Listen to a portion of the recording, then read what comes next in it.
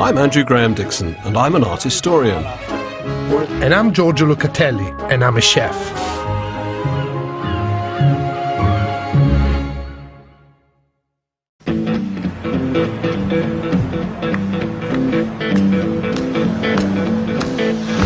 Our journey starts in one of my favorite cities, Naples.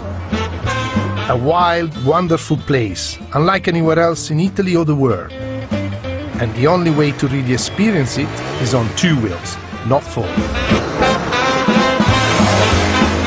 Oh, look at that.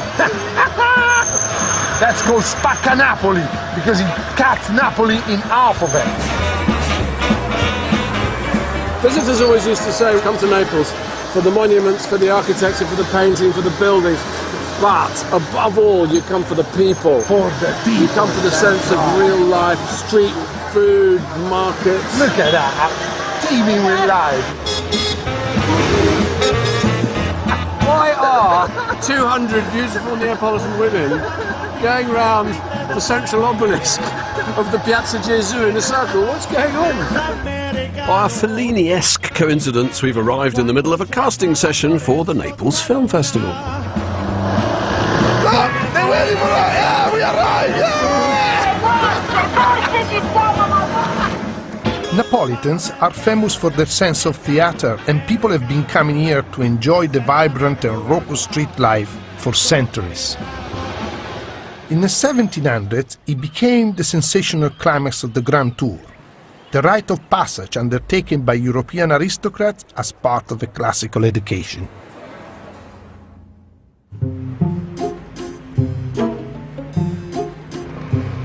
In 1735, Naples became the capital of an independent kingdom. Its monarchy, an offshoot of the Spanish Bourbon Empire, set out to make Naples a mecca of culture and gastronomy. Today Naples is famous for pizza and pasta, but the Bourbons left us some incredible rich and complex dishes. Oh, signora Elena, buonasera. Come va? Fantastico. Questi Andrew sono I signori di Gregorio. We have come to the magnificent apartment of Marchese Carlo de Gregorio Cattaneo di Sant'Elia, whose family has been part of the Napolitan aristocracy for over 200 years. I'm going to cook them a classic dish from the golden age of the Bourbons.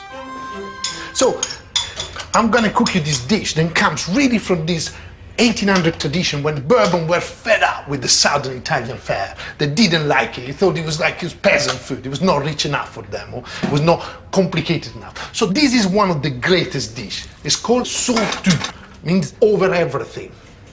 Okay, I got meatballs, I got a tomato sauce, which is meat cooked with that, and then I got some chicken liver. So the idea is to have an envelope of rice, all the stuffing goes in, close it, and then we bake it.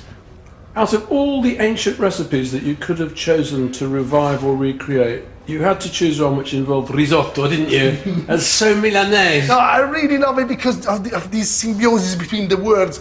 Surtout become sartout. So, to me, the Napolitan, wherever they take or borrow something from the French, they can only make it better.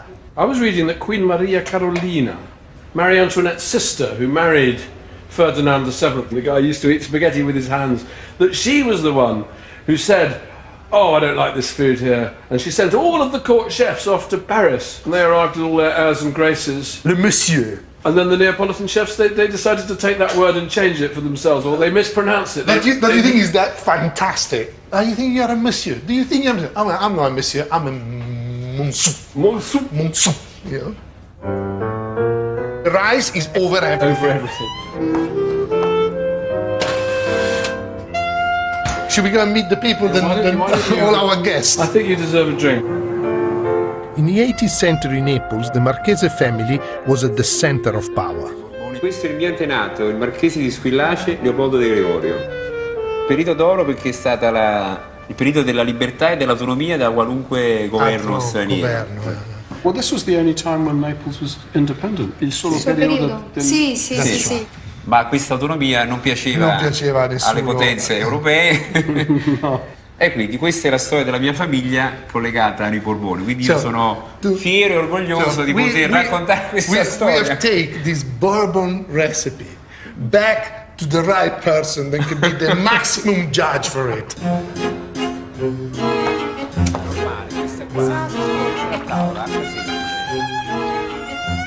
Wow. È una dura prova, Giorgio, sei tu. The Marchese's family had their own Mansou as recently as 1960, and Sartù was often served on special occasions. Monsu. Come un vero Monsu.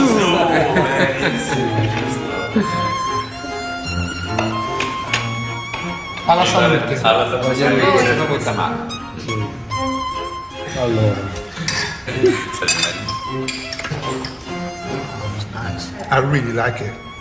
I think I'm proud of myself. It's fantastic.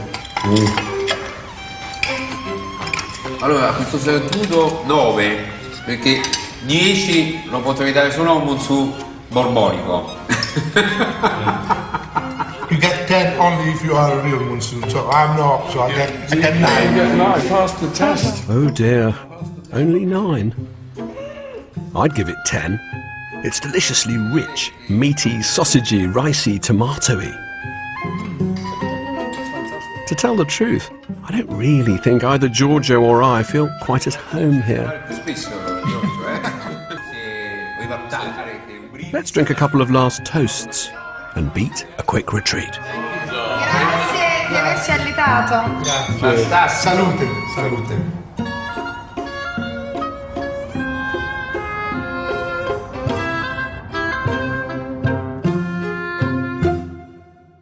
You would see Naples and die, as the saying went.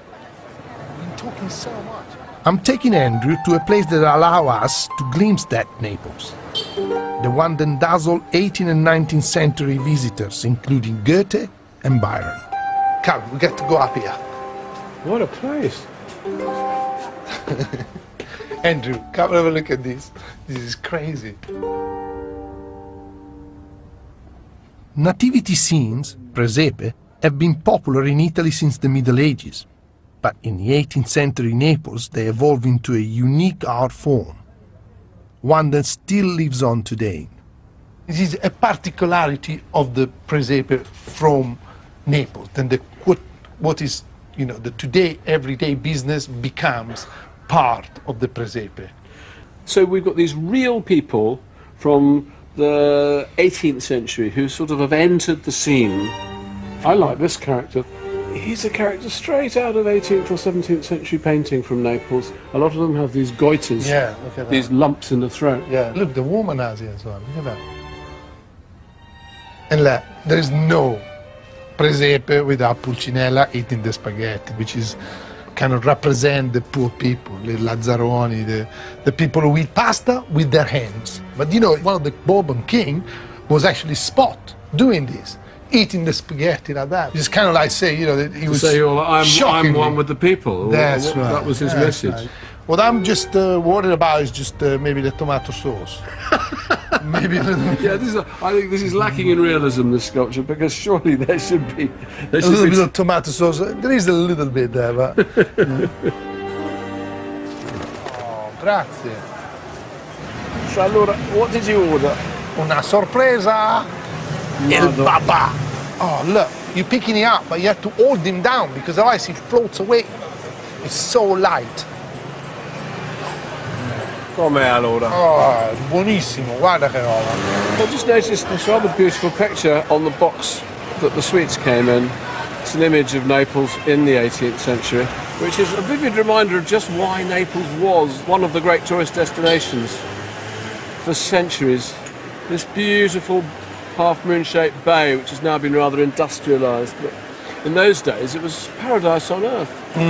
There's Vesuvius smoking in the background, that's still there. When the English visitor came here to Naples, what they were utterly amazed by was the people. The number of them, their liveliness, the way that they would shout rather than talk, the way that they lived outside, not indoors, the way that they were so extrovert. The city visited by the grand tourists of the past was characterized by its extravagant Baroque art and architecture, full of dramatic effect and stark contrasts. And there's one chapel that shows off the Neapolitan Baroque in all its sensual glory, the Cappella San Severo. So here we are. This is one of the great Baroque chapels ever created here in Naples, ever created anywhere. And it's all conceived by one man, Raimondo di Sangro. And it's said here in Naples that that portrait of him, which has Dorian Gray style, decayed with time, has done so because God is not happy with him. At the heart of the chapel are two sense-stunning sculptures, both on the theme of the veiled body. And again, he's commissioned a representation of modesty. Now, his mother died when he was only 1, so he never knew her, never knew what she looked like. Right. Wanted, I think, to preserve her memory forever as a remote, celestial, perfectly innocent, perfectly formed being.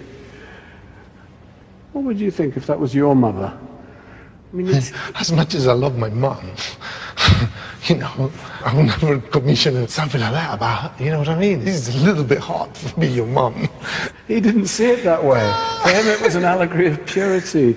In its next commission, the same technique was applied to a subject so sacred it was beyond reproach. The veiled Christ. That is absolutely mesmerizing.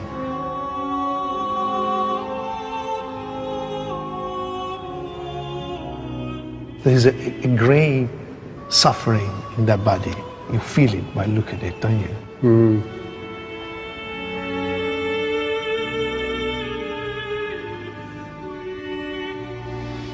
Wow.